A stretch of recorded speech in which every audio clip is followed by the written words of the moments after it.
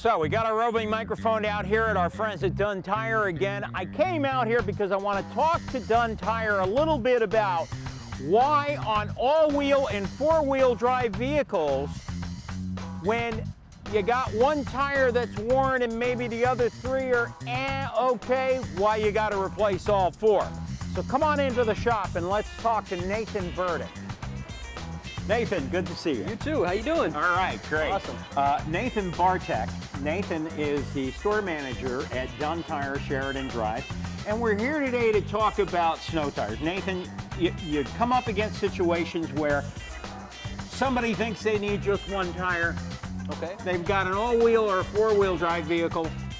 Maybe three of the tires got 50% or 40% tread left, and they look like they're okay. Okay. And they think they need just one tire, and you're not doing that, are you? You're not replacing just one. Manufacturer guidelines do not highly strongly Tell do us, not recommend doing why. it. Tell us why. Well, the case is, just for instance here, car comes in. This is a four-wheel drive vehicle. Yes. Say this tire is more than halfway worn. Yeah. It has a puncture in the sidewall, flat that can't be repaired, anything like that. Yes. They just want to put one tire on it. Mm-hmm. Unfortunately, we're not going to be able to do that if the other tires are worn down more than the halfway point, or not within 4/32 of a brand new tire. Okay. Reason being is this vehicle has an electronic transfer case. We put that four-wheel drive in, lock it in, everything's spinning. It's all electronic. It's all done by computers. Yeah. And it's important to have all your tires matching, because what happens overall is diameter, the overall turning diameter the has same to be the speed, same. RPMs, Absolutely. Yeah. Because what happens is this left front tire here is more than halfway worn. The other tires are brand new. Let's just say, for instance, Good. got to lock it in a four-wheel drive, you're in a snowstorm, you're spinning. What happens is, since this tire doesn't have as much tread on it as the other ones do, the computer thinks that it needs help. So it's going to put more torque to apply that more wheel. torque, more pressure to it. So that's why, if it constantly does that, there's a chance you can burn up your electronic transfer case. And that's when that's why the manufacturers set the guidelines to 4/32 of to have the tire matching. Okay. That's why it's that important. Now, what I'd like to do is I'd like to go underneath this vehicle. We have it raised up, and I want to show the people exactly what the transfer case is and what we're talking about. Sure. So let's do that. Come on. Take a look. So we're underneath this truck. Okay. All right. And what we're looking at here is the automatic transmission. Yeah, okay.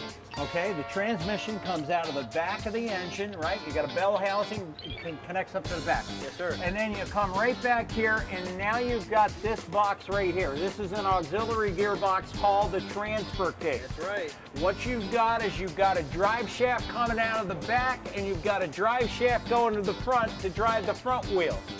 What happens inside that transfer case, Nathan? When you put in a four-wheel drive, or to say it's an all-wheel drive vehicle, Right. what it does, it splits up the torque to each wheel. Right. Right now it's a two-wheel drive, so all the torque's going to the two rear tires. Exactly. Lock it in a four-wheel drive, it's going to engage the two front tires, Right. so everything's going to be spinning at the same time. Right. So that's why it's important, like you said, with that overall diameter.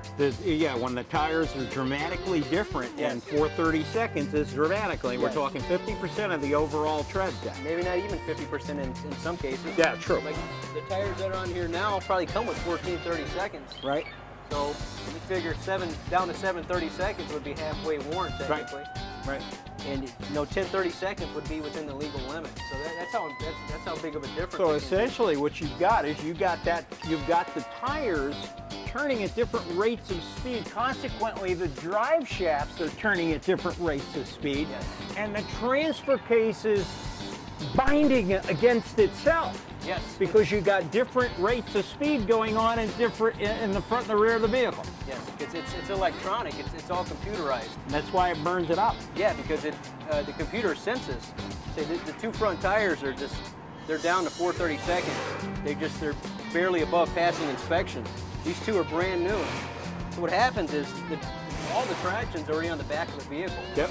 So the computer's going to say, uh-oh, something's going on with the front. We're slipping too much. Yep. So they're going to apply more torque, And more it's going to pressure. cause it to start binding against Yes, itself. and it can actually, because it's it's going to overwork the front. Yep. That's where you can actually cause damage to the vehicle, the transfer case. This is why you got to have 4 tires, all the same overall diameter, so that the transfer case doesn't burn itself up. Good stuff, Chuck. Thanks. Yeah. Appreciate it, Nathan.